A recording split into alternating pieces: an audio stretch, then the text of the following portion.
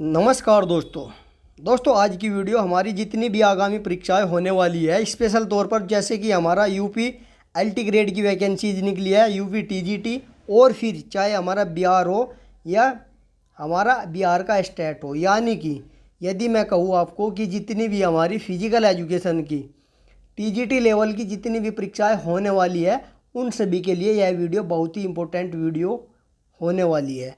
क्योंकि दोस्तों हमारा जो फिजिकल एजुकेशन का टीजीटी लेवल का जो एग्ज़ाम होता है, उसका जो सिलेबस होता है लगभग 90% हमारा सेम ही सिलेबस होता है। तो आप ये बात मन से बिल्कुल निकाल दीजिए कि यह वीडियो हमारी एलटी के लिए है, या फिर हमारी बिहार के लिए है, या फिर हमारी टीजीटी के लिए है, फिर हमारी कोई सभी केवीएस एनयूएस के लिए है। तो यह वीडियो हमारी जितने भी सभी एग्ज़ाम हैं उन सभी के लिए बहुत ही इम्पोर्टेंट वीडियो है, क्योंकि सारा सिलेबस समान होता है, हमारा एक जैसा ही होता है। दोस्तों यदि आप एलटी ग्रेड की तैयारी कर रहे हैं या फिर बिहार की कर रहे हैं, तो मैंने प्लेलिस्ट में फ़ोल्डर बना रखे हैं, आप उनको जाकर एक तरफ से फटाफट सभी वीडियो को देख लीजिए। एलटी ग्रेड के लिए मैंने स्पेशल फ़ोल्डर बना रखा है, उसमें जितनी भी वीडियो डली हुई है सभी को आप देख लीजिए, वो बहुत ही इंपॉर्टेंट वीडियो है। और दोस्तों मैं जो भी वीडियो बनाता हूँ वे ज़्यादातर आपके जो क्वेश्चन परीक्षा में आने वाले हैं उन्हीं को ध्यान में रखकर वीडियो बनाता हूँ। या तो ये क्वेश्चन परीक्षा में ज़्यादातर रिपीटेड होते रहते हैं, या फिर ये क्वेश्चन परीक्षा में पूछे जा चुके हैं, उन सभी के यहाँ मैं उनको ही यहाँ पे सोल्व कराता हूँ। क्योंकि ज़्यादातर मैं इसमें यहाँ जो प्रीवियस ईयर के हमारे क्वेश्चन हो चुके हैं उनको यहाँ मैं सोल्व कराता रहता हूँ। तो दोस्तों इसमें हमारे 125 क्वेश्चन यहाँ पर दिए गए हैं, और उन सभी 125 को हम सोल्व करने वाले हैं फटाफट। तो आप तैयार हो जाइए। पहला क्वेश्चन है हमारा,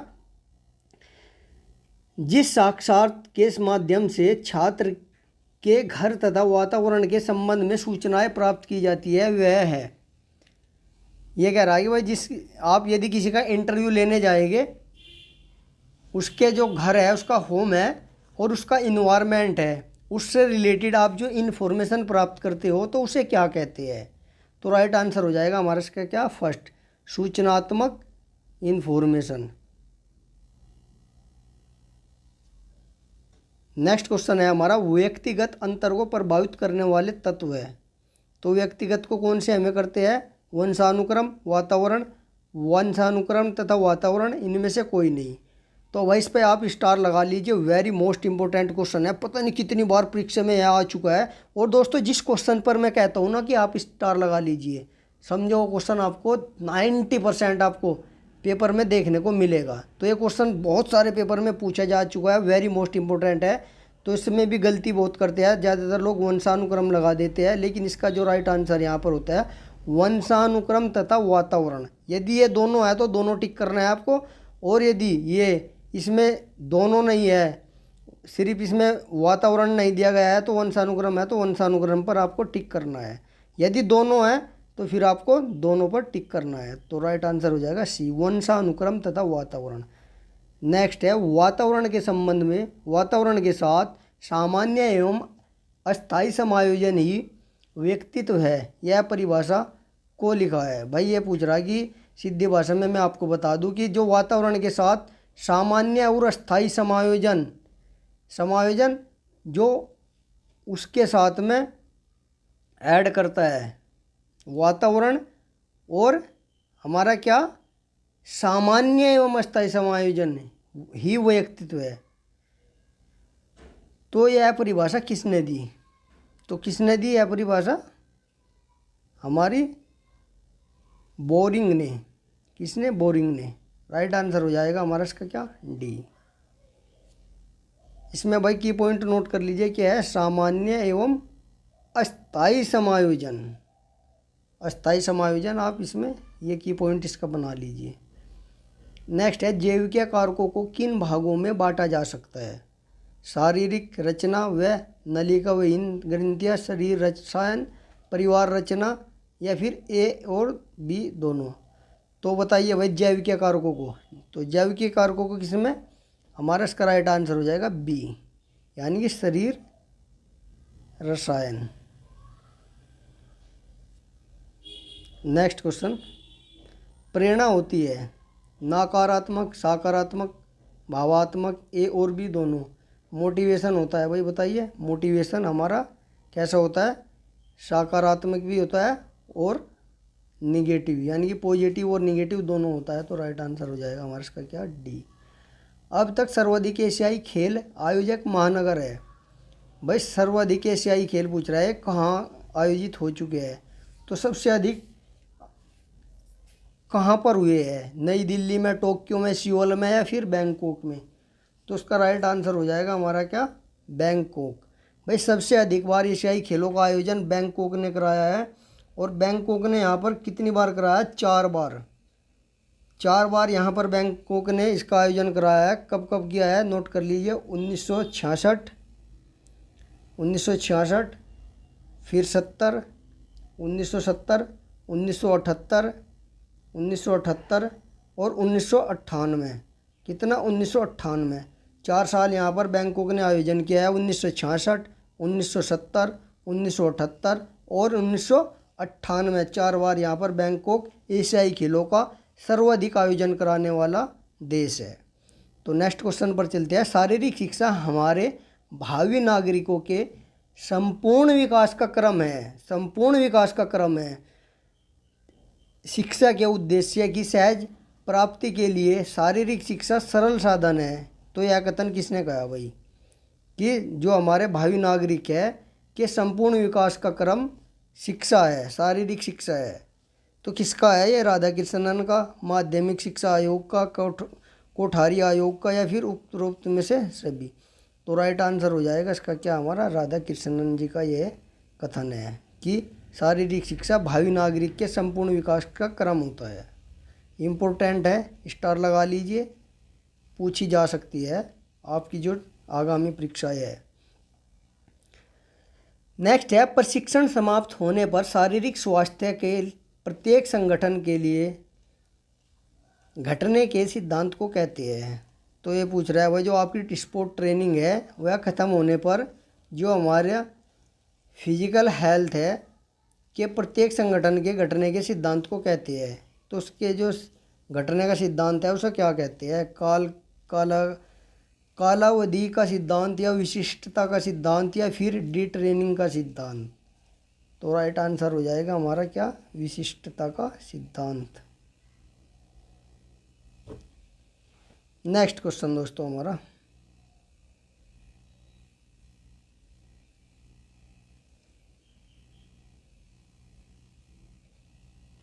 संक्रमण रोग कहते हैं। संक्रमण रोग कहते हैं वह किसे कहते हैं, संक्रमण रोग वायु द्वारा फैलने वाले होते हैं, जल द्वारा फैलने वाले होते हैं, संपर्क द्वारा फैलने वाले होते हैं, या फिर उपयुक्त सभी प्रकार के होते हैं।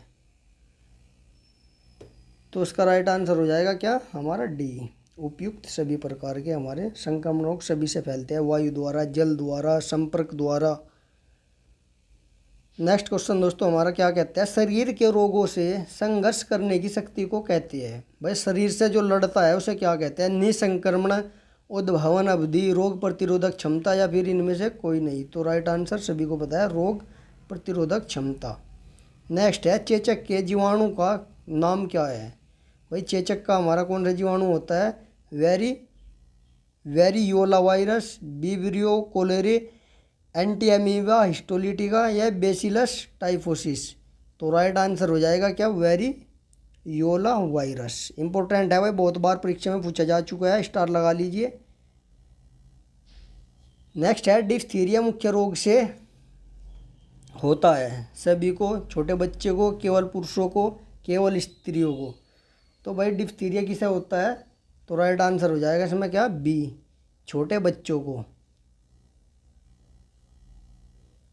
डिप्थीरिया क्या कहते हैं, गलघोटू रोग, जो हमारे गले में से संबंधित है, गलघोटू रोग।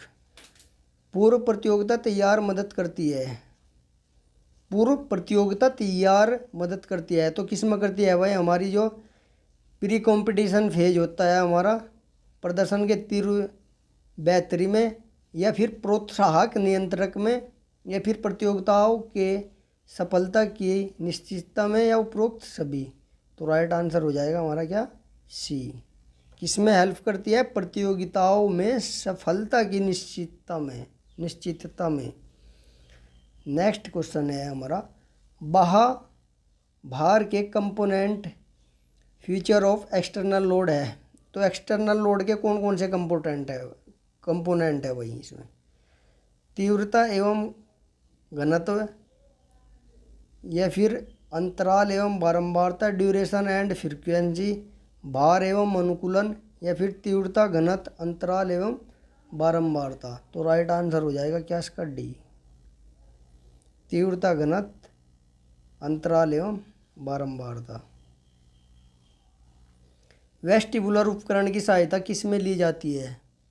तो भाई किस में ली जाती है वेस्टिबुलर की? बाल विकास में, लोच विकास में, संतुलन बनाए रखने के लिए, या उपरोक्त में से कोई नहीं। तो राइट आंसर हो जाएगा हमारा इसका क्या, डी, उपरोक्त में से कोई नहीं, वेस्टिबुलर। नेक्स्ट क्वेश्चन है हमारा, सर्वाधिक एडेप्टेशन के लिए निम्न में से क्या होना चाहिए? सर्वाधिक एडेप्टेशन, अनुयोजन के लिए निम्न में से क्या होना चाहिए? लोड तथा रिकवरी के बीच उचित सामंजस्य, लोड तथा रिकवरी के बीच अनुचित सामंजस्य, ट्रेनिंग में व्यवधान, या उपरोक्त में से कोई नहीं। तो राइट आंसर हो जाएगा हमारा क्या, सी, ट्रेनिंग के व्यवधान। सर्वाधिक एडेप्टेशन में होना चाहिए ट्रेनिंग में व्यवधान। नेक्स्ट है, मौलाना अब्दुल कलाम ट्रॉफी के संबंध में निम्न में से कौन सा कथन सही है? भाई जो हमारी मौलाना अब्दुल कलाम आज़ाद ट्रॉफी है, तो इसके संबंध में कौन सा नीचे सही दिया गया है? तो यह कह रहा है कि ट्रॉफी उत्कृष्ट प्रदर्शन हेतु किसी खिलाड़ी या टीम को दी जाती है।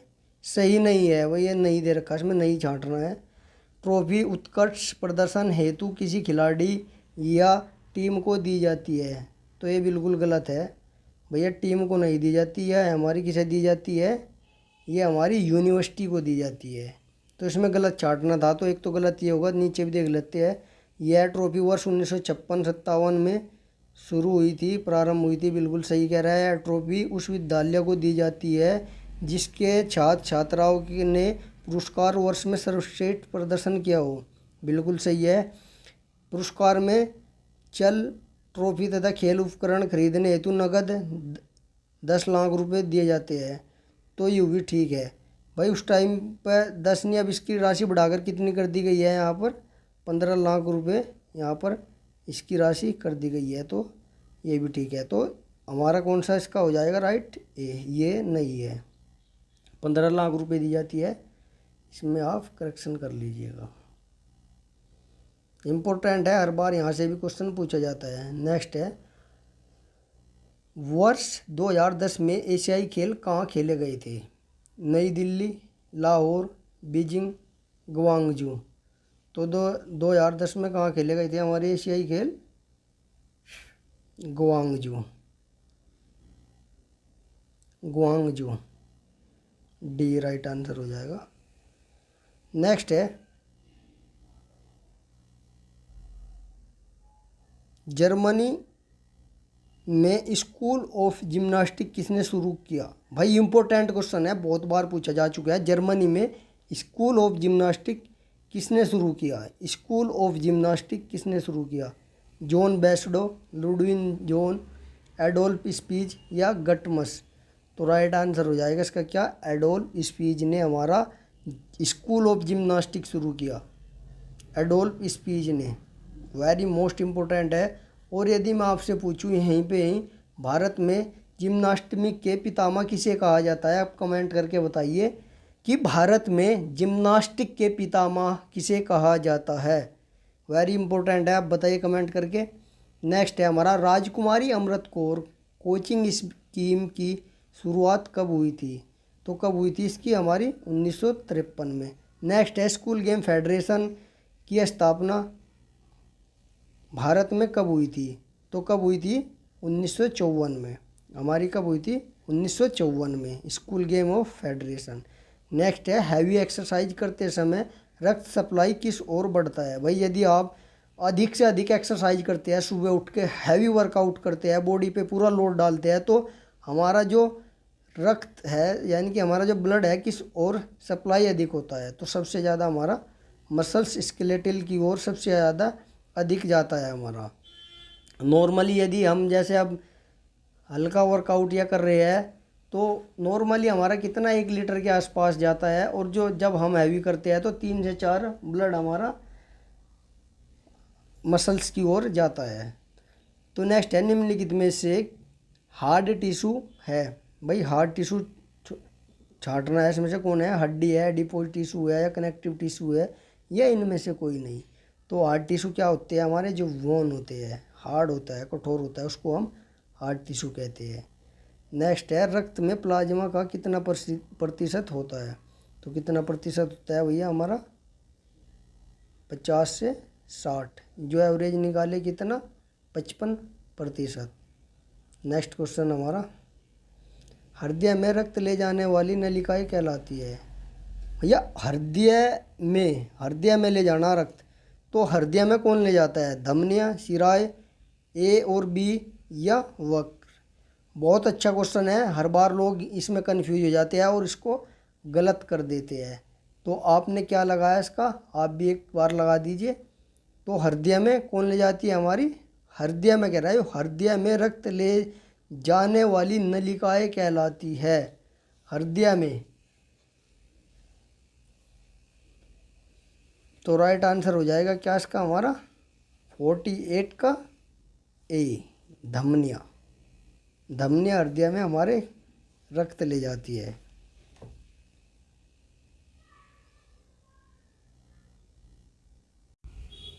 हाँ भाई यही होता है, सही कह रहा हूँ मैं? कर दिया ना गलत सभी लोगों ने? इसका होता है बी, शिराएं। भाई आपने देखा होगा जो हमारा हार्ट होता है, ये हम हार्ट बना लेते हैं और इसमें हम ये 4 चैम्बर बना दिए। इसमें जो नीचे से हमारा ब्लड लेकर आती है, नीचे से उसको क्या कहते हैं हम? Inferior vena cava. और जो जैसे हमारे पैर हो गए, जो हमारा लोअर पोर्शन है उससे जो ब्लड लेकर आती है उसको हम बोलते हैं इन्फीरियर वेना कावा। और जो ऊपर का हमारा जैसे हमारे हाथ हो गए, सिर हो गया, उससे जो ब्लड को लेकर आती है उसको क्या बोलते हैं? Superior vena cava. और जो हमारा जो शुद्ध रक्त को लेकर आती है हमारे फेफड़ों से, उसको हम बोलते हैं क्या है? Pulmonary veins. Pulmonary veins. तो कौन लाती है? हमारी शिराएं, वेंस। तो राइट आंसर हो जाएगा हमारा बी। सभी ने गलत कर दिया होगा ये, इसीलिए मैंने इसका आपको ये बताया कि देखते हैं सभी लोग का जो दिमाग है वह खुला हुआ है, नहीं ध्यान से पढ़ रहे हैं न नहीं। तो भाई क्वेश्चन को ध्यान से पढ़ा करो। मैं क्वेश्चन गलत भी बता दूँता हूँ तो आपको पकड़ना है, तो आपको देखना है, अपने दिमाग को बिल्कुल खुला रखना है। तो राइट आंसर हो जाएगा हमारा क्या इसका? बी। समझ गए होगे? नीचे के पोर्शन से हमारा जो 4 चैम्बर होते हैं, ऊपर के हमारे ओरिकल होते हैं, नीचे हमारे वेंट्रिकुलर होते हैं, यानी कि आलिंद और नीले। हिंदी में यदि बोले तो इनको आलिंद ऊपर वाले को, और नीचे वाले को हमें इन्हें नीले कहते हैं। नीचे के पोर्शन से ब्लड जो हमारा आता है किसमें? राइट ओरिकल में। कहाँ पर आता है हमारा अशुद्ध रक्त? इसमें, राइट ओरिकल में। और जो हमारा शुद्ध रक्त आता है वो हमारा किसमें? Left Oracle. लेफ्ट ओरिकल जब इसमें आ जाता है तो यहाँ से हमारा एक एरोटा महाधमनी होती है, उसके द्वारा हमारा शरीर के विभिन्न अंगों में रक्त पहुँच जाता है। तो इसका राइट आंसर हो जाएगा हमारा बी, शिराएं, हृदय में। और जो हृदय से जाती है उसको कहते हैं हम धमनियाँ, एरोटा। नेक्स्ट है शेल्डन द्वारा शरीर के प्रकार का वर्गीकरण। भाई शेल्डन ने जो व्यक्ति के शरीर का जो वर्गीकरण किया है उसमें से कौन कौन से है वे देखने हैं। शेल्डन का वेरी मोस्ट इम्पोर्टेंट है भाई। पिछले पेपर उठा लीजिए आप, कोई से पेपर उठा लीजिए, शेल्डन का आपको क्वेश्चन वहाँ हर हाल में मिलेगा। हर बार यहाँ से क्वेश्चन आता रहता है भाई, वेरी मोस्ट इम्पोर्टेंट है। कभी आपसे पूछ लेगा कि एंडोमॉर्फिक क्या होता है, शेल्डन ने कितने प्रकार के दिया, शेल्डन ने किस आधार पर दिया, एंडोमॉर्फिक में कौन से लोग आते हैं। तो यहाँ से बहुत सारे प्रकार से क्वेश्चन पूछे जाते हैं। तो वेरी मोस्ट इम्पोर्टेंट है। इसने पूछा है कि शेल्डन द्वारा शरीर के कितने प्रकार दिए गए हैं, कौन कौन से हैं। तो एंडोमॉर्फिक, मीजोमॉर्फिक, एक्टोमॉर्फिक या उपयुक्त सभी। तो राइट आंसर हो जाएगा इसका क्या हमारा? उपयुक्त सभी। थोड़ा सा इसके बारे में और देख लेते हैं। जो हमारा एंडोमॉर्फिक होता है, एंडोमॉर्फिक एंडोमॉर्फिक में वे लोग आते हैं जो मोटे होते हैं। अंडरटेकर देखा होगा ना, आप उससे याद कर सकते हैं। अंडरटेकर तकड़ा मोटा था ना, पूरा फाइट लड़ता था अंडरटेकर, तो इसका उससे याद कर सकते हैं आप एंडोमॉर्फिक। और मीजोमॉर्फिक में वे लोग आते हैं जिसका गठीला शरीर होता है, जो हेल्थी मसल्स देखे होगे ना आपके, जो फिटनेस जिसकी अलग ही दिखती है, गठीला शरीर, उसको हम मेजोमॉर्फ की कैटेगरी में रखते हैं। और एक्टोमॉर्फ में हम रखते हैं किसको, जो पतले होते हैं, लंबे होते हैं। आपने देखा होगा लंबी लंबी गर्दनें होती है जिनकी, तो उसे हम एक्टोमॉर्फ कहते हैं। तो राइट आंसर इसका हो जाएगा डी, उपयुक्त सभी। नेक्स्ट है, बिल्डर्स टेबल में कितनी टांगें होती है। तो आपने देखा होगा जो बिल्डर्स की टेबल होती है उसमें कितनी टांगें होती है, यह पूछ रहा है। 7, 8, 9, 10। तो कितनी होती है हमारी, 8। 8 उसमें पैर होते हैं, 8 उसमें टांगें होती है टेबल में। ऐसा क्वेश्चन तो ज़्यादातर नहीं पूछा जाएगा, फिर भी क्या पता है एग्जामिनर का क्या पूछ ले। नेक्स्ट है, शरीर में प्राकृतिक सुरक्षा का कार्य करता है, जो हमारा भाई नेचुरल हमारी सेफ्टी है, वो कौन सा विटामिन करता है। Vitamin K, vitamin E, vitamin D, vitamin C. तो कौन सा करता है हमारा, विटामिन ई प्राकृतिक सुरक्षा का कार्य करता है, विटामिन ई। सही कह रहा हूँ मैं? अरे पगलो, इसका विटामिन डी है प्राकृतिक, जो हमें सूर्य से मिलता है, प्राप्त होता है। तो थोड़ा देखा करो, कभी इसको सी लगा दो। राइट आंसर हो जाएगा डी, विटामिन डी प्राकृतिक होता है। तो कमेंट में आप बताओ विटामिन डी से कौन सी बीमारी होती है। नेक्स्ट है, रावलपिंडी एक्सप्रेस के नाम से जाना जाता है। किसे जाना जाता है भाई, इमरान खान को, वसीम अकरम को, जहीर खान को, शोएब अख्तर को। तो किसे जाना जाता है, रावलपिंडी एक्सप्रेस, शोएब अख्तर। भाई इसका रनअप बहुत बड़ा रनअप था, यानी कि बाउंड्री के लास्ट से ही भाग कर आता था ये, और 150 प्लस की स्पीड से गेंद को यह फेंक देता था। तो यह क्रिकेटर है एक, शोएब अख्तर था, उसको हम रावलपिंडी एक्सप्रेस के नाम से जानते हैं। दुनिया का सबसे पुराना फुटबॉल क्लब कहाँ है, अमेरिका में, कोरिया में, कुआलालंपुरम में, ऑस्ट्रेलिया में। तो दुनिया का सबसे पुराना पूछ रहा भैया, दुनिया का सबसे पुराना कहाँ पर है हमारा, कुआलालंपुरम,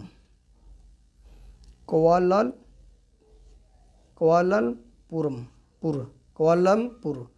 यहीं आपको बताना है भारत का सबसे पुराना फुटबॉल क्लब कौन सा है, मुझे कमेंट करके बताइए भारत का सबसे पुराना। अभी जाके आपको ढूंढना है और बताना है। नेक्स्ट है, क्वेश्चन को एक दूसरे से रिलेट किया करो, लंबे समय तक आप याद रख पाओगे और अच्छे से आपकी तैयारी हो जाएगी यदि आप क्वेश्चन को रिलेट करना सीख जाते हैं। नेक्स्ट क्वेश्चन कहता है हमारा, निम्नलिखित में से कौन सा नेतृत्वकर्ता का दायित्व है। निम्नलिखित में से कौन सा नेतृत्वकर्ता का गुण है, इसका गुण पूछ रहा है। लीडरशिप, जो नेतृत्व करता है, जो लीडर होता है, उसका क्या दायित्व है। अध्यापन, निरीक्षण, व्यवस्था या सभी।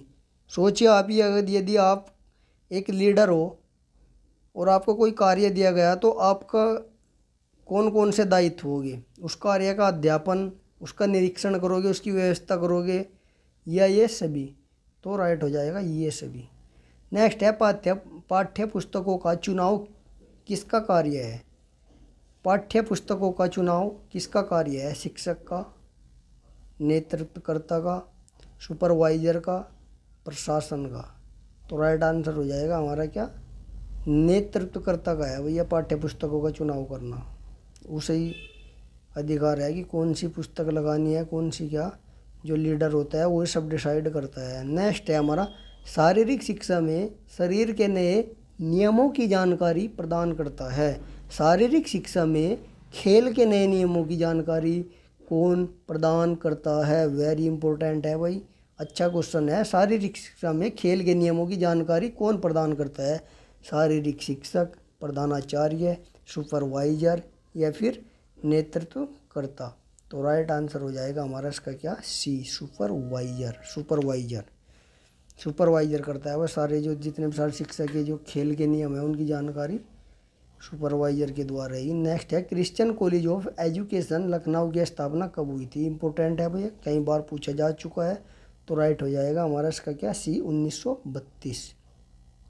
महात्मा बुद्ध के जन्मोपरांत भारत में पहली बार स्वशासन आया, उस काल को क्या कहते हैं भाई? उस काल को क्या कहते हैं जब भारत में महात्मा बुद्ध के जन्मोपरांत पहली बार स्वशासन आया था? तो उसे कहते हैं हम क्या, ऐतिहासिक काल। नेक्स्ट है, क्रिकेट का प्रचार प्रसार किस काल में हुआ? भाई क्रिकेट का तो ज़्यादातर जो अंग्रेज है उन्होंने ही किया था, यानी कि ब्रिटिश काल में। तो राइट आंसर हो जाएगा डी। देश के सबसे बड़े तथा प्रतिष्ठित राजीव गांधी खेल रत्न पुरस्कार के संबंध में कथन सही नहीं है? भैया ये कह रहा है कि हमारा एक पुरस्कार है राजीव गांधी खेल रत्न पुरस्कार, जिसका नाम अब बदल दिया गया है। उसका नाम क्या कर दिया गया है? मेजर ध्यानचंद खेल रत्न पुरस्कार।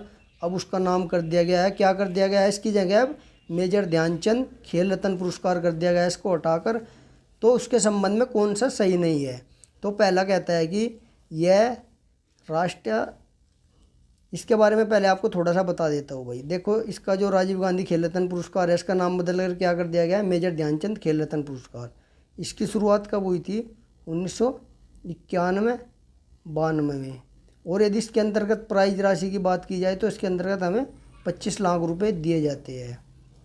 जो राष्ट्रीय और अंतर्राष्ट्रीय स्तर पर अच्छा उत्कृष्ट प्रदर्शन करता है उसको यह पुरस्कार दिया जाता है। तो अब देखते हैं इसमें से कौन सा सही नहीं है। तो पहला कहता है हमारा, यह पुरस्कार प्रत्येक वर्ष विभिन्न खेलों में प्रदर्शित उत्कृष्ट प्रदर्शन हेतु विभिन्न खिलाड़ियों को दिया जाता है। तो यह भी हमारा राइट हो जाएगा।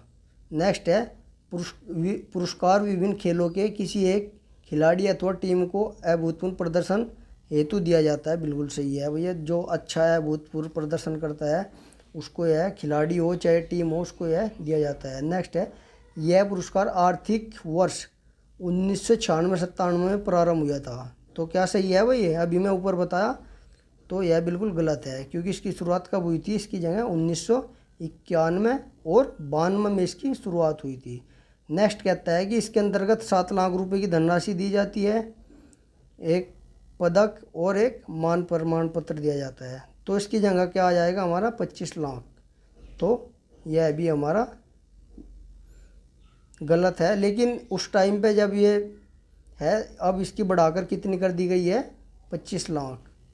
तो वैसे तो ये दोनों गलत है हमारे इसमें, सी और डी। सी और डी दोनों गलत है। नेक्स्ट है, द्रोणाचार्य पुरस्कार के संबंध में, और हाँ एक और आपको ध्यान रखना है, अभी 2024 में भाई लिख लीजिएगा, ज़रूर क्वेश्चन आएगा आपका, जितनी भी आगामी परीक्षाएँ है नोट करके लिख लीजिएगा। 2024 में 4 लोगों को यह पुरस्कार दिया गया। कौन सा? मेजर ध्यानचंद खेल रत्न पुरस्कार। किसे किसे दिया गया? एक तो दिया गया गुकेश है हमारा जो शतरंज चेस का प्लेयर है, गुकेश दोमन राजू को, गुकेश दोमन राजू जो तमिलनाडु के है, गुकेश को। और दूसरा हमारा किसे दिया गया? हमारा हरमनप्रीत सिंह जो हमारे हॉकी के कैप्टन हैं, हरमनप्रीत सिंह। और थर्ड हमारा किसे दिया गया? प्रवीण कुमार जो हमारा हाई जंपर के प्लेयर है। और फोर्थ हमारा किसे? मनु भाकर जो शूटिंग की प्लेयर है। तो कितने लोगों को दिया गया ये पूछा जा सकता है, तो 4 को दिया गया है। कितनों को दिया गया? 4 लोगों को मेजर ध्यानचंद खेल रत्न अवार्ड से सम्मानित किया गया। राशि कितनी? 25 लाख रुपए। शुरुआत कब हुई थी इसकी? 91-92 में। पहले इसका क्या नाम था? पहले राजीव गांधी खेल रत्न पुरस्कार। और इसका नाम कब बदला गया ये भी नोट कर लीजिए, अभी क्वेश्चन आ चुका है। इसका नाम कब बदला गया? 6 अगस्त 2021 को। 6 अगस्त 2021 को इसका नाम क्या कर दिया गया? मेजर ध्यानचंद खेल रत्न पुरस्कार। राजीव गांधी को हटाकर क्या कर दिया गया? मेजर ध्यानचंद खेल रत्न पुरस्कार। तो इससे जो इम्पोर्टेंट क्वेश्चन आप बन सकते हैं मैं आपको बता दिए, इससे हटके क्वेश्चन कहीं नहीं जाने वाला। अगला है जूडो। बाउट शुरू करने से पहले रेफरी किस शब्द का प्रयोग करता है? भाई एक गेम है हमारा जूडो जब उसकी शुरुआत होती है तो रेफरी होता है, क्या कहकर उसको शुरू करता है? यूजे गास, हिकी वाके, हिजमे या रे। इम्पोर्टेंट है, यह भी क्वेश्चन पूछा जा चुका है, परीक्षा में आ चुका है यह भी कई बार। तो उसको क्या कहते हैं हम, हजमे।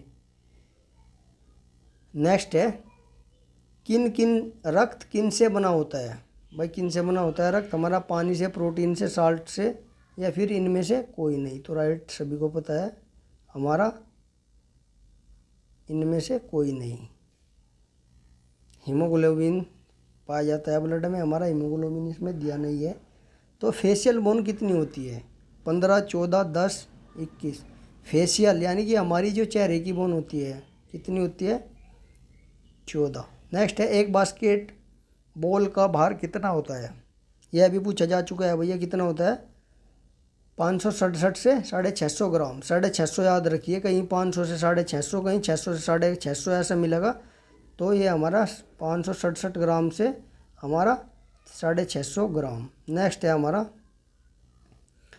अंतर्राष्ट्रीय प्रतियोगिताएं इनके नियम के अधीन होनी चाहिए। भाई जो हमारी अंतर्राष्ट्रीय प्रतियोगिताएं है वे किसके अधीन होनी चाहिए, AIAAF या फिर हमारा IOA यानी कि इंटरनेशनल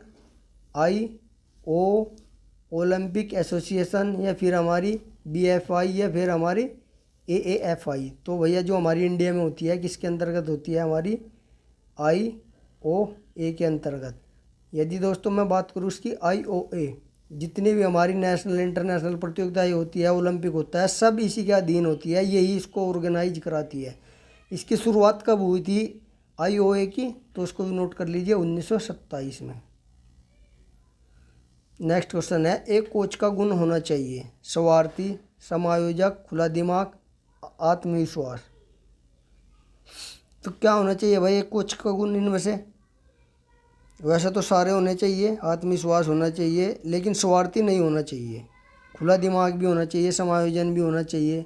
तो 94 का हमारा जो इसमें इन्होंने जो सबसे सटीक आंसर माना है, तो उसमें जो सबसे सही माना है उन्होंने इसका D, आत्मविश्वास। एक शिविर के द्वारा आप क्या सीखेंगे, अनुशासन, बहादुरी, उपस्थिति या कार्य। भाई आप भी किसी शिविर में गए होगे, कैंप में गए होगे, NSS का कैंप किया होगा आपने, NCC का किया होगा, उसमें आपने क्या सीखा।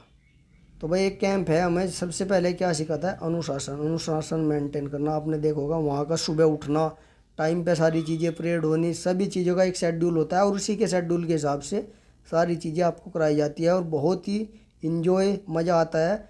यदि आपने कोई कैंप नहीं किया तो आप भी NCC NSS में ज़रूर पार्टिसिपेट करें और आप भी उसका आनंद लें, क्योंकि वह भी हमारे एक जीवन का एक महत्वपूर्ण अभिन्न अंग होता है, एक महत्वपूर्ण हिस्सा होता है, एक पल होता है जिसे हम जीते हैं और उसे लंबे समय तक महसूस करते हैं।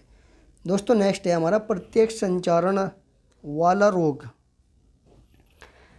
प्रत्यक्ष संचारण वाला रोग यह है, प्रत्यक्ष संचारण, भाई सॉरी, प्रत्यक्ष संचारण वाला रोग कह रहा है, TB, हुकवर्म, डिप्थीरिया या एड्स। प्रत्यक्ष रूप से जो फैलता है वो सीधी भाषा में कहीं, यानी कि डायरेक्ट ट्रांसमिशन, यानी कि डायरेक्ट यदि आप किसी को छूते हैं या करते हैं तो उससे कौन सा रोग फैलता है, तो वो हमारा क्या होता है, hookworm, direct hookworm, B। Right answer हो जाएगा हमारा कौन सा, 96 का B, हुकवर्म। TB और डिप्थीरिया और एड्स भी डायरेक्ट फैल सकता है और TB भी, डिप्थीरिया। तो ये क्वेश्चन भाई इसको आप छोड़ दीजिए, शायद इसमें गलत मिसप्रिंट हो रहा है, क्योंकि TB भी यदि आपने देखा होगा, यदि TB पेशेंट है, यदि उसके आप संपर्क में आ जाते हैं तो आपको TB भी हो सकती है, और एड्स भी आपको डायरेक्ट हो सकता है यदि आप किसी एड्स मरीज के संपर्क में आ जाते हैं डायरेक्ट। तो इस क्वेश्चन को आप छोड़ दीजिए। नेक्स्ट है, कोल तथा कपूर कमेटी। मैं नहीं चाहता कि भाई जिसे एक एक क्वेश्चन हमें पता है बहुत ही महत्वपूर्ण होता है, यदि एक भी क्वेश्चन गलत हो जाता है आपका तो एक क्वेश्चन यानी कई लाख स्टूडेंटों को पीछे छोड़ देता है। जब मेरिट बनती है तो एक एक क्वेश्चन हमारे लिए बहुत महत्वपूर्ण है। नेक्स्ट क्वेश्चन है, कोल तथा कपूर कमेटी जिसका मुख्य उद्देश्य रोम ओलंपिक में भारतीय खिलाड़ियों के प्रदर्शन का मूल्यांकन था की स्थापना किस वर्ष हुई। भाई ये कह रहा है कि एक बार क्या हुआ, हमारा ओलंपिक था 1958 में, जो हमारा 1958 के गेम हुए थे हमारे 1958 में एशियाई गेम हुए थे हमारे, और उसमें भारत का प्रदर्शन बहुत ही खराब रहा था। तो भाई भारत का जो प्रदर्शन खराब रहा है उसका पता लगाने के लिए एक कमेटी गठित की गई थी कि भारत का खेल प्रदर्शन क्यों गिर रहा है। उसके लिए दो लोग थे, एक हमारा कौन था, कोल तथा कपूर, यानी कि इनके पूरे नाम क्या है, एम.एन. कपूर और श्री एम.के. कोल, ये दो लोग थे। ये इसलिए चुने गए थे कि आप जाइए और पता लगाइए कि भारत का खेल स्तर क्यों गिर रहा है। तो उसके लिए एक कमेटी बनाई गई थी जिसका नाम रखा गया था हमारा क्या, कोल कपूर कमेटी। तो उसकी जो स्थापना हुई थी कब हुई थी, 1960 में। तो इसलिए इसे हम कोल तथा कपूर कमेटी कहते हैं। और इन्होंने 1961 में जाकर देखा कि हाँ कैसे गिर रहा, और एक रिपोर्ट 1961 में लाए। इन्होंने पता लगाया कि क्या गिर रहा है, खेल का स्तर क्यों गिर रहा है। तो इन्होंने 1961 में रिपोर्ट सौंपी, और तब वहाँ जो तत्कालीन शिक्षा मंत्री थे डॉक्टर के.एल. श्रीमाली ने NIS का उद्घाटन किया। एक स्कीम चल रही थी, मैंने बताया पीछे आपके ध्यान हो, 1953 में, कौन, राजकुमारी अमृत कौर की, इसे बंद कर दीजिए आप और NIS की स्थापना करिए। तब NIS की स्थापना हुई थी। तो इसलिए इसे क्या कहते हैं हम, कोल कपूर कमेटी। इंपॉर्टेंट है, पूछा जाता है भाई। नेक्स्ट है, राष्ट्रीय खेल संस्था पटियाला की स्थापना किस वर्ष हुई थी। अभी मैं बताया किस वर्ष हुई थी, 1961 में। NIS की स्थापना 1961 में हुई थी। भारतीय खेल की सर्वश्रेष्ठ संस्था राष्ट्रीय खेल संस्था एशियाई खेलों के बाद कब अस्तित्व में आई। भारतीय खेलों की सर्वश्रेष्ठ संस्था की बात कर रहा है भाई। राष्ट्रीय खेल संस्था एशियाई खेलों के बाद कब अस्तित्व में आई। तो राइट आंसर हो जाएगा इसका क्या, हमारा 1982। नेक्स्ट है, भारत सरकार ने राष्ट्रीय खेल नीति को अपनी स्वीकृति कब प्रदान की गई। तो कब प्रदान की गई है हमारी राष्ट्रीय खेल नीति को स्वीकृति,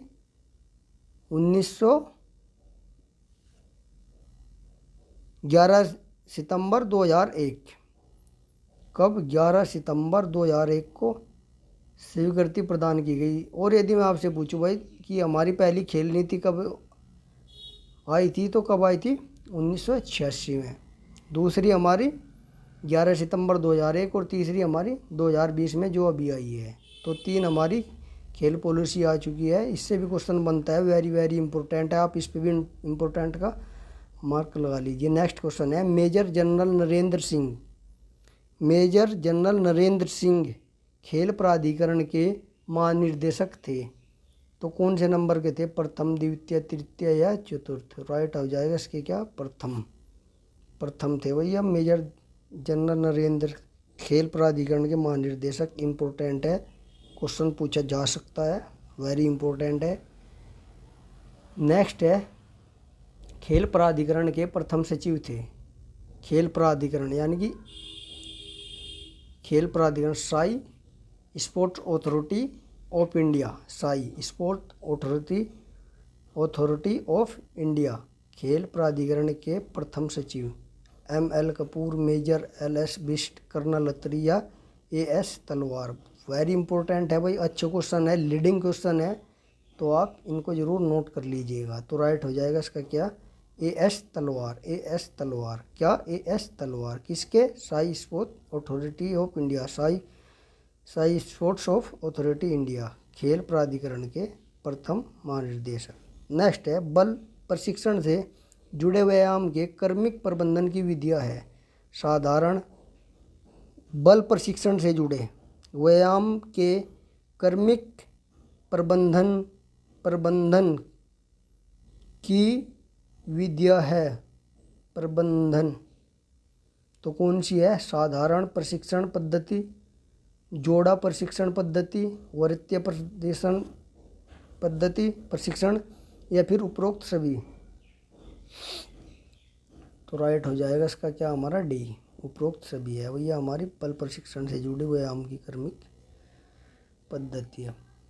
नेक्स्ट है हमारा, एक समूह पूरा कर लेने पर शिक्षार्थी दूसरे समूह की ओर बढ़ता है, यह प्रशिक्षण पद्धति कहलाती है। तो कौन सी कहलाती है भाई? जब एक समूह पूरा कर लेता है दूसरे की ओर बढ़ता है तो उसे,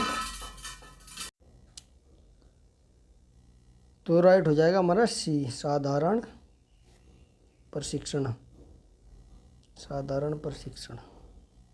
नेक्स्ट है, प्रचलित आंकड़ों को ध्यान में रखकर संभावित आंकड़ों के स्तर प्राप्ति को लक्ष्य मानकर अभ्यास किया जाना चाहिए, यह सिद्धांत है। प्रचलित आंकड़ों को ध्यान में रखकर, प्रचलित आंकड़ों को ध्यान में रखकर संभावित उच्च आंकड़े के स्तर प्राप्ति को लक्ष्य मानकर अभ्यास करना क्या कहलाता है? ऊर्ध्वगामी तीव्रता, अवधिबद्ध प्रशिक्षण, कम चरम सीमा संबंधित मापदंड नियम, उपरोक्त में से कोई नहीं। तो राइट आंसर हो जाएगा हमारा क्या?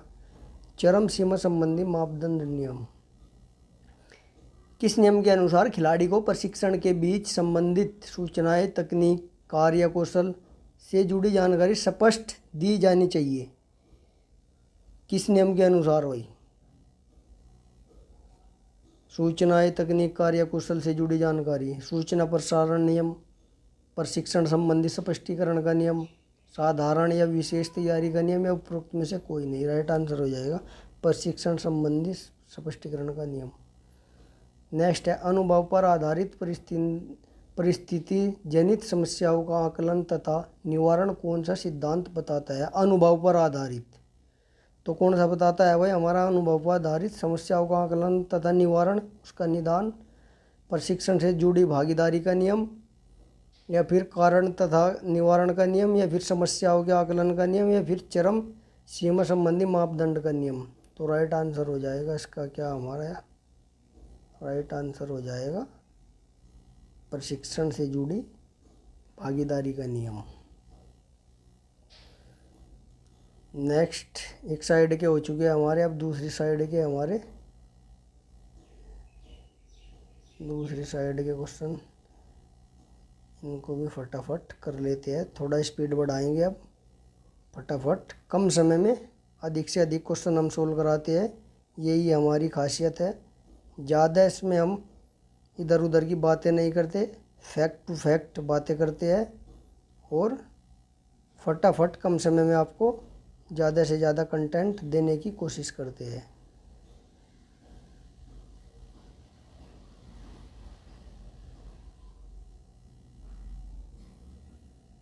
तो एक साइड के हमारे हो चुके थे और दूसरी साइड हमारी यहाँ से स्टार्ट है। खेल प्रशिक्षण एक पद्धति है, सामाजिक, शैक्षणिक, राजनीतिक, या ये सभी? तो क्या है भाई हमारी? खेल प्रशिक्षण एक पद्धति है, तो कौन सी है? सामाजिक, शैक्षणिक, राजनीतिक, या ये सभी? तो हमारी शैक्षणिक है खेल प्रशिक्षण। नेक्स्ट है हमारा, भारतीय फुटबॉल संघ की स्थापना कब हुई थी? तो कब हुई थी हमारी? सन 1937 में। और यदि आपसे पूछूं इंटरनेशनल फुटबॉल संघ की स्थापना कब हुई थी, तो वह 1904 में हुई थी। कब हुई थी? 1904 में। भारत की 1937 और फुटबॉल वर्ल्ड की 1904। भारत की 1937, वर्ल्ड की कितनी? 1904। नेक्स्ट है, रुधिर में हीमोग्लोबिन उपस्थित है। रुधिर में हीमोग्लोबिन उपस्थित है लाल रुधिर कणिकाओं में, श्वेत में, या फिर पट्टी कणों में, या फिर प्लाज्मा में? तो किसमें होता है हमारा हीमोग्लोबिन? लाल रक्त रुधिर कणिकाओं में। नेक्स्ट है, अगर वह पश्चिमाशिरा खुलती है, जो हमारी भाई अगर वह पश्चिमाशिरा है, वह हमारे दाएं, अभी मैं बताया था ऊपर, आप ही बताइए कहाँ पर खुलती है? सोचिए जल्दी। अभी ऊपर बताया था हम कि हमारी जो आगे से है और पीछे से, नीचे से, ऊपर से ब्लड लेकर आती है, किस आलिंद में या फिर किस ओरिकल में हमारा ब्लड लेकर आती है? तो राइट आंसर हो जाएगा हमारा इसका क्या? दाएं आलिंद में। राइट हो जाएगा हमारा ए, दाएं आलिंद में। नेक्स्ट है, पल्मोनरी महाधमनी उद्मित होती है। पल्मोनरी महाधमनी तो कहाँ से होती है? अभी मैं पीछे बताया था कहाँ से होती है। पल्मोनरी महाधमनी हमारे जो दायां आलिंद होता है, दाएं आलिंद से, आपने देखा होगा ये हमारा हार्ट होगा, इसमें 4 चैम्बर हो गए। तो यहाँ से जो ब्लड लेकर जाती है हमारे कहाँ पर, फेफड़ों में, पल्मोनरी धमनी, वो हमारे कहाँ होती है, राइट किसमें, नीले में, पल्मोनरी महाधमनी कहाँ पर, ये राइट नीले। ये हो जाएगा भाई, मैं इसका ये बता दिया था, सॉरी गलती से, इसको आप ठीक कर लीजिए। ये हमारा जो है राइट नीले है, राइट नीले से लेकर जाती है। तो राइट आंसर हो जाएगा इसका क्या, हमारा दाएं नीले। नेक्स्ट है, रोबिटन बारियर ट्रॉफी दी जाती है। रोबिटन बारियर ट्रॉफी किसे दी जाती है, किस में दी जाती है, क्रिकेट में। बैटन का प्रयोग किस खेल में किया जाता है, बैटन का प्रयोग किस खेल में किया जाता है। भाई बैटन मैं आपको पहले बता दूं, आपको एक हमारी आपने देखी होगी रिले रेस होती है, उसमें एक पाइप होता है जो हमारा 30 सेंटीमीटर का, 1 फीट यानी कि 30 सेंटीमीटर जिसकी लंबाई होती है और 50 ग्राम इसका वेट होता है, तो उसे हम बैटन बोलते हैं। खिलाड़ी उसको हाथ में लेकर भागता है रिले रेस में, उसे ही हम क्या कहते हैं, बैटन। तो क्या पूछा है इसने, बैटन का प्रयोग किस खेल में किया जाता है, तो हमारा रिले दौड़ों में किया जाता है। Right answer D. Deodhar trophy किस खेल से संबंधित है, तो देवधर हमारी किससे है भाई, हमारी सी हो जाएगा, क्रिकेट से। नेक्स्ट है हमारा, गर्भाशय व मूत्राशय में पाई जाने वाली पेशियाँ। गर्भाशय व मूत्राशय में पाई जाने वाली पेशियाँ कौन सी होती है भाई, जो गर्भ में होती है, जो हमारी किस में, मूत्राशय में होती है, उन मसल्स को क्या कहते हैं, हम क्या कहते हैं, उन्हें रेखित पेशियाँ कहते हैं। भाई हमारी मसल्स रेखित होती है, जिन पर लाइन होती है, इसलिए इन्हें रेखित कहते हैं। अरेखित जिन पर लाइन नहीं होती है। और हमारी हृदय जो हार्ट की मसल्स होती है। रेखिक मांसपेशी सभी को पता है, जो हमारे अनुसार, हमारी इच्छा के अनुसार कार्य करती है। जैसे हमें हाथ उठाना, हाथ से पानी पीना, पलक झपकना, ये हमारी इच्छा के अनुसार कार्य कर रही है। और अरेखिक जैसी जिन पर हमारा वश नहीं होता, यानी कि अरेखिक जैसे हमारी इन अंदर की जो हमारी आंतें हो गई, छोटी आंत, बड़ी आंत, और हमारा रेस्पिरेटरी सिस्टम, ये सब आरेखित मांसपेशी के अंतर्गत आता है, जो हमारी इच्छा के अनुसार कार्य नहीं करते, सीधी भाषा में यदि मैं बोलूँ। नेक्स्ट है, विलियम हार्वे किसकी खोज के लिए प्रसिद्ध थे, तो विलियम हार्वे ने भाई किसकी खोज की थी, स्पंदन, हृदय पाचन तंत्र, या फिर हमारा रक्त परिसंचरण तंत्र। तो राइट आंसर हो जाएगा हमारा इसका क्या, रक्त परिसंचरण तंत्र। शरीर के रक्त को शुद्ध करती है कार्बन डाइऑक्साइड, नाइट्रोजन, ऑक्सीजन या हाइड्रोजन। तो क्या हो जाएगा इसका क्या, ऑक्सीजन। शरीर के जो रक्त को शुद्ध करती है, ऑक्सीजन के द्वारा हमारा ब्लड बिल्कुल प्यूरीफाई, शुद्ध हो जाता है। नेक्स्ट है, इंपॉर्टेंट क्वेश्चन है भाई, अर्जुन पुरस्कार प्रारंभ हुआ था। अर्जुन पुरस्कार की शुरुआत कब हुई थी, तो 1961 में हुई थी। इम्पोर्टेंट है, इससे भी बहुत सारे क्वेश्चन पूछे जाते हैं। जैसे अर्जुन पुरस्कार शुरुआत कब हुई थी, कितनी राशि दी जाती है, तो कितनी दी जाती है इसमें, 15 लाख रुपए। और पीछे जो मैंने बताया अभी मेजर ध्यानचंद, उसमें कितनी थी, 25 लाख रुपए। तो इससे ये क्वेश्चन जरूर याद रखिए। नेक्स्ट है, लंदन ओलंपिक हेतु भारतीय हॉकी टीम ने किसे हराकर अर्हता प्राप्त की है, योग्यता प्राप्त किया है भाई, किसे हराकर, इटली को, स्पेन को, कनाडा को, या फिर फ्रांस को। तो आपको 2025 का 24 का देखना है। लंदन ओलंपिक,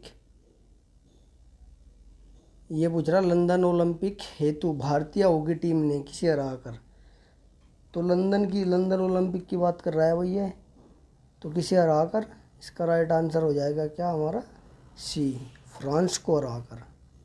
यहाँ से भी क्वेश्चन बनते रहते हैं। आप 2024 के जितने भी हॉकी के एशियाई इंटरनेशनल जो टूर्नामेंट है उनको ज़रूर देख लीजिएगा। नेक्स्ट है, द्रोणाचार्य पुरस्कार प्रदान किए जाते हैं, किसे दिए जाते हैं भाई, हमारे द्रोणाचार्य जो हमारे कोच होते हैं, विख्यात कोच। इसकी शुरुआत कब हुई थी, 1985 में। कितनी राशि दी जाती है इसमें, 15 लाख। दो फैक्ट बताए, शुरुआत कब, 1985 में। किसे दिया जाता है, कोचों को दिया जाता है, प्रशिक्षक को दिया जाता है। कितनी राशि दी जाती है, 15 लाख रुपए दी जाती है। 2 कैटेगरी में दिया जाता है। दो कौन कौन सी होती है हमारी, एक रेगुलर होती है, एक लाइफ टाइम अचीवमेंट होती है।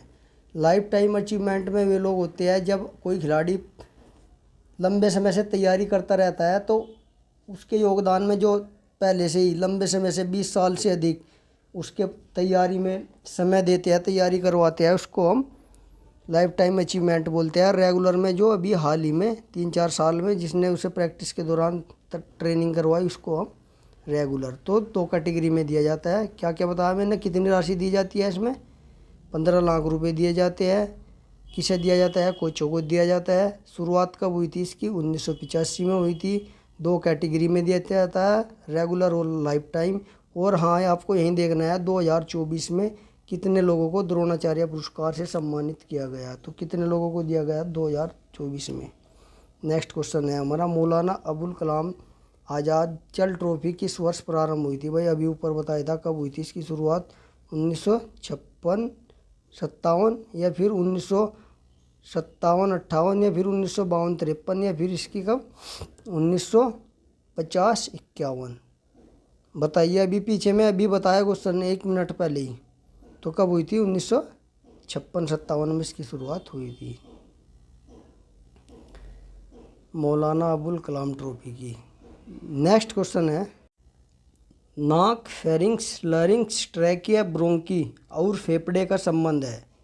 इनका संबंध किससे है भाई? सभी को पता है, जो हमारा नाक हुआ, फेरिंग्स, लैरिंग्स, ट्रैकिया, तो किससे हो गया? हमारा श्वसन तंत्र से। कभी कभी इनका सीक्वेंस भी दे देते हैं, इनका सीक्वेंस बिगाड़ देंगे और आपको बोले कि इनको ऑर्डर में लगाइए, इससे ऐसे क्वेश्चन पूछा जाता है। तो आप इसको देख लीजिएगा, वेरी इंपॉर्टेंट है। नेक्स्ट है, नोक्स ने किस खेल में कौशल प्रशिक्षण बनाया? नोक्स ने, तो नोक्स ने किस में बनाया भाई? हमारा बास्केटबॉल, वॉलीबॉल, हैंडबॉल या थ्रोबॉल? नोक्स। तो इम्पोर्टेंट क्वेश्चन है भाई, ये भी बहुत अच्छा लीडिंग क्वेश्चन है। तो राइट आंसर हो जाएगा इसका क्या? हमारा बास्केटबॉल। नोक्स ने किस खेल में? स्किल टेस्ट है ये हमारा एक बास्केटबॉल का। तो राइट आंसर हो जाएगा हमारा क्या इसका? सी, ब्रेडी। नेक्स्ट है, ब्रेडी ने किस खेल में खेलने की योग्यता मापन हेतु परीक्षण बनाया? एक ब्रेडी वॉलीबॉल टेस्ट होता है, तो वॉलीबॉल हमारा मैं बता दिया वॉलीबॉल से होता है, नाम में ही आ गया Brady volleyball test, skill test. तो हमारा किससे है? वॉलीबॉल से। छात्रों के वर्गीकरण के लिए अपनाई जाने वाली विधियाँ है, तो कौन कौन सी है भाई? हमारी कोलेजन विधि, एटलांटिक विधि या फिर मैकलॉय विधि या फिर उपरोक्त में से कोई नहीं? तो राइट आंसर हो जाएगा हमारा क्या? उपरोक्त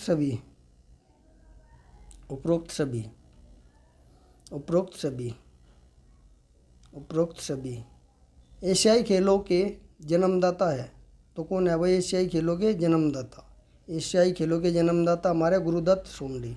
कौन? गुरुदत्त सोंडी।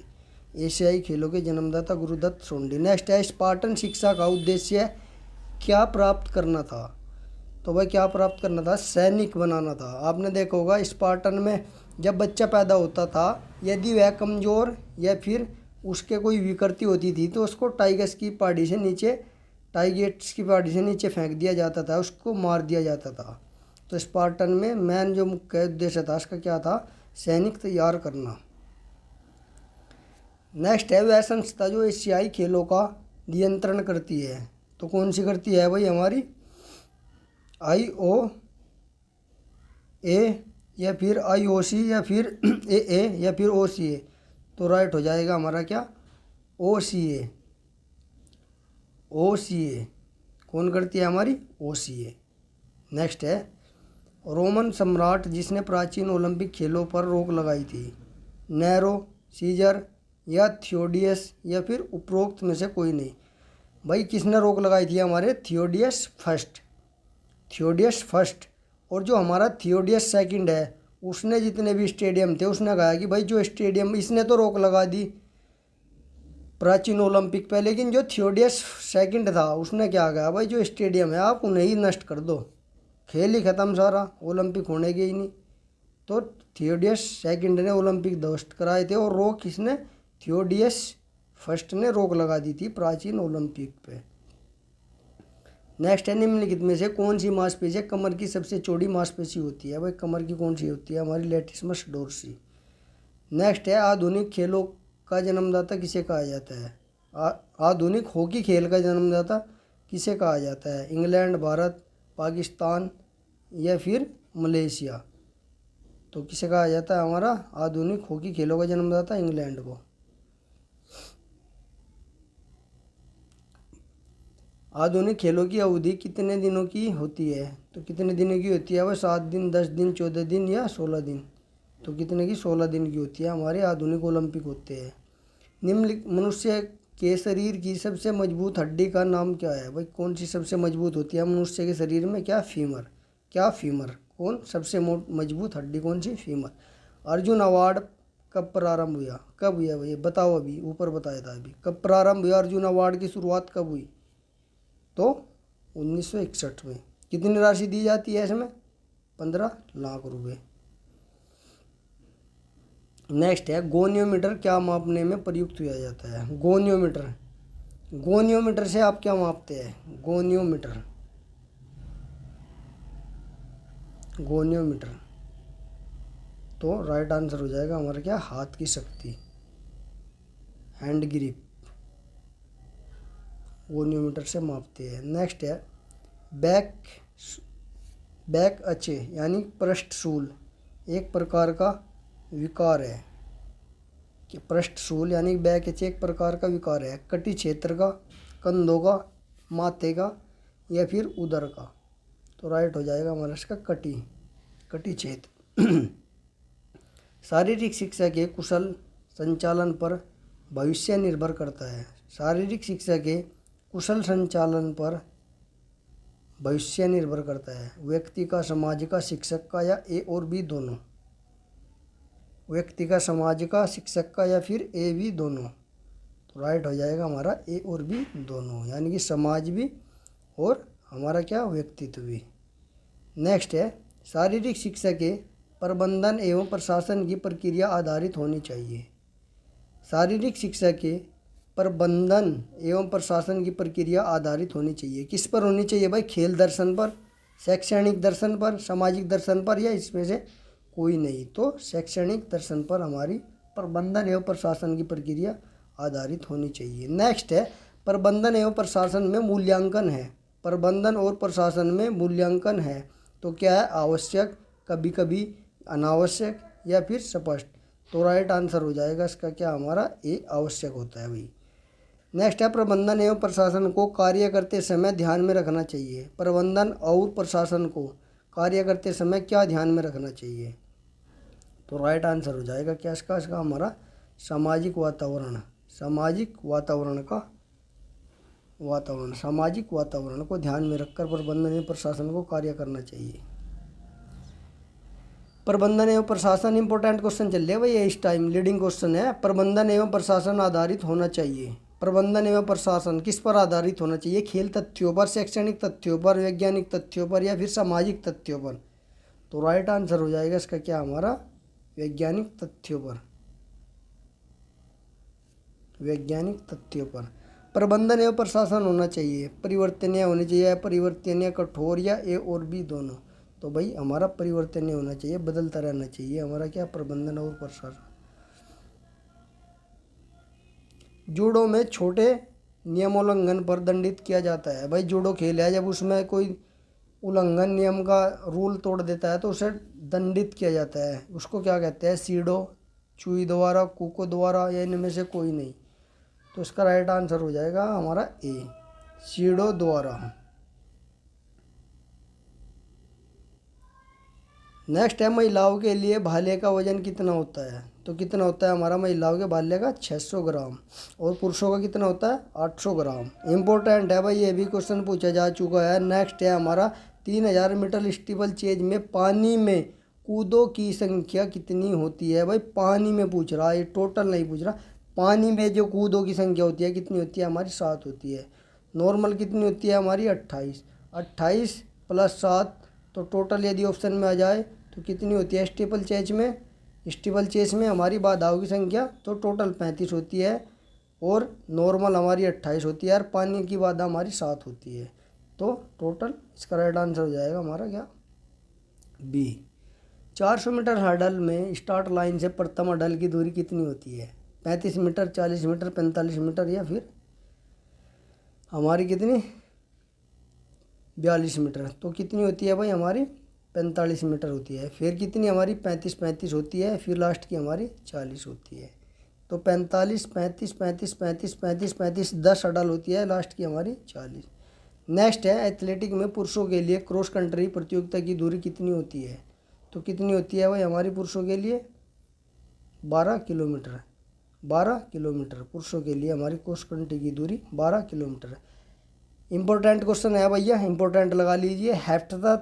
हेप्टाथलॉन प्रतियोगिता कितने दिन में पूरी की जाती है। हेप्टाथलॉन प्रतियोगिता 1 दिन में, 3 दिन में, 4 दिन में या फिर 2 दिन में। तो राइट आंसर हो जाएगा इसका क्या हमारा 2 दिन में हमारी हेप्टाथलॉन की प्रतियोगिताएं होती है। कौन कौन से इवेंट होते हैं भैया हेप्टाथलॉन में। एक हमारा हेप्टाथलॉन होता है, एक डेकाथलॉन होता है। तो हेप्टाथलॉन में हमारे कितने इवेंट होते हैं, हमारे 7 इवेंट होते हैं।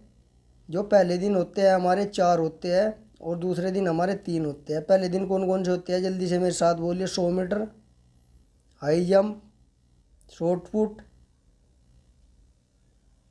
और हमारा क्या 1 2 3 200 मीटर।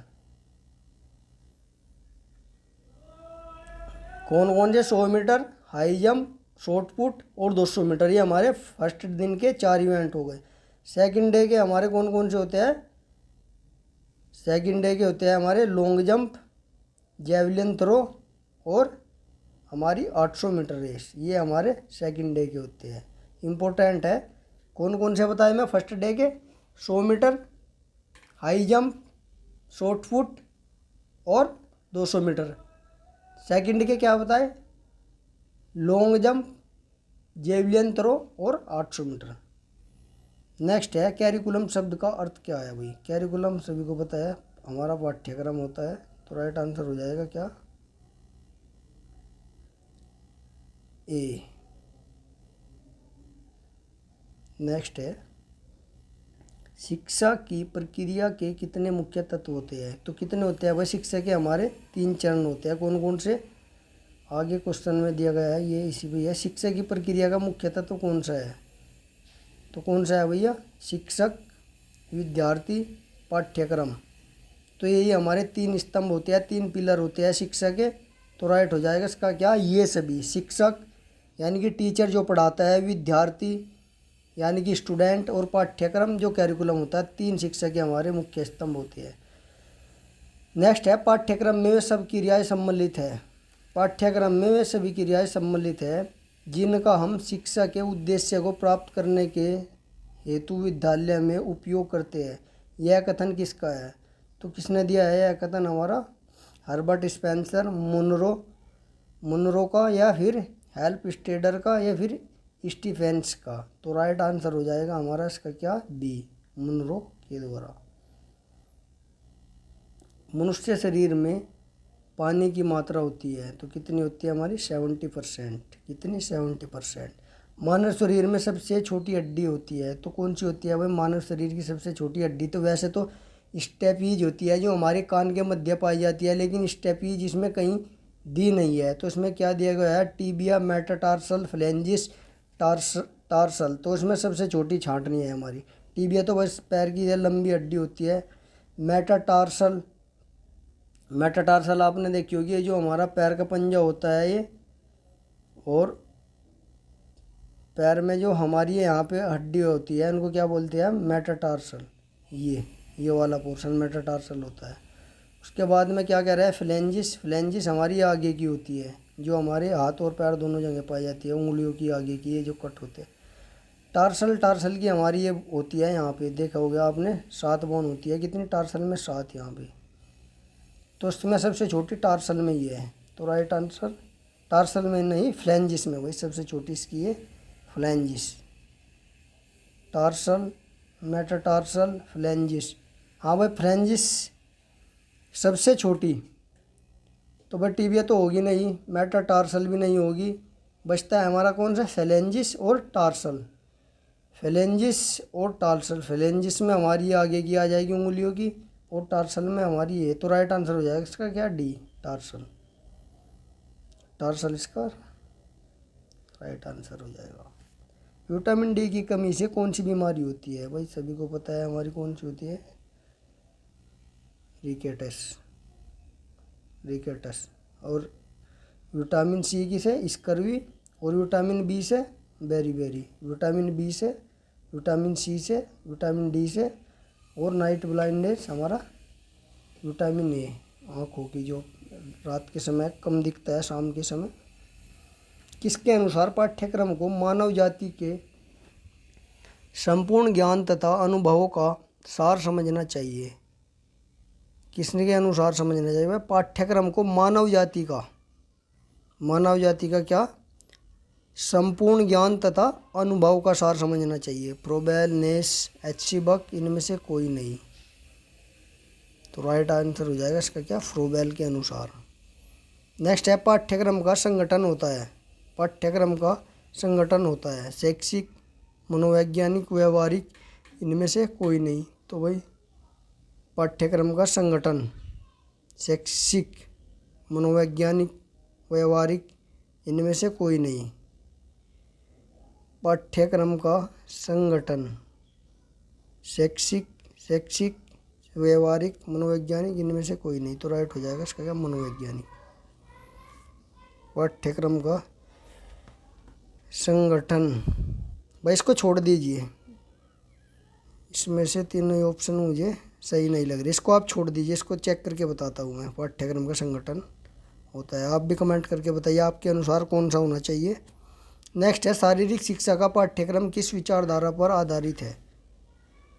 शारीरिक शिक्षा का पाठ्यक्रम किस विचारधारा पर आधारित है? मनोवैज्ञानिक, सामाजिक, जनतांत्रिक, या फिर ये सभी? तो भाई डेमोक्रेटिक हमारा यानी कि जनतांत्रिक पर शारीरिक शिक्षा पाठ्यक्रम आधारित होता है। नेक्स्ट हमारा दिया गया है तो ये स्टैटिक्स का आएगा। स्टैटिक्स के क्वेश्चन आप छोड़ दो जहाँ तक स्टैटिक्स क्या है, क्योंकि स्टैटिक्स हमारा इसमें दिया नहीं है सिलेबस में, ना ही यूपी टीजीटी के, ना ही एलटी में, तो उसको हम छोड़ देते हैं। हाँ, यहाँ से देखते हैं क्वेश्चन नंबर